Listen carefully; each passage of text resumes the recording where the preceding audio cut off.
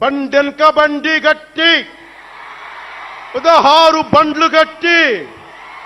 ఏ బండిలో పోతావు కొడక నైజాం సర్కారోడా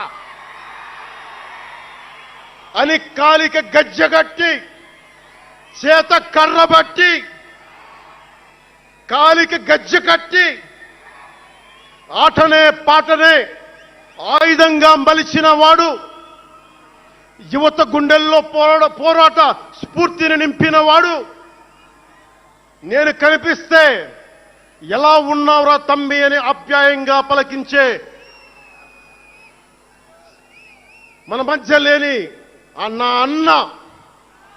నా గద్దరన్న మీరు అందరికీ నాకు గద్దరన్న ఎలా పరిచయం అనుకుంటున్నారు మీరు రాజకీయాల ద్వారా కాదు గద్దరన్న ఖుషీ సినిమా చూసి మా అన్నయ్య గారి దగ్గరికి వచ్చి మా పెద్దన్నయ్య గారి దగ్గరికి వచ్చి మీ తమ్ముడిని కలవాల్సిందే నేను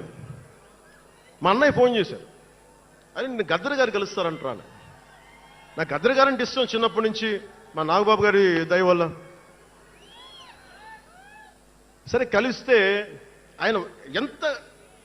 క్షుణ్ణంగా ఆయన పరిస్థితి చెప్పాడంటే అరే నువ్వు దేశం కోసం సమాజం కోసం ఆలోచించేవాడివి నీ ఏ మేరా జహా అనే పాటలో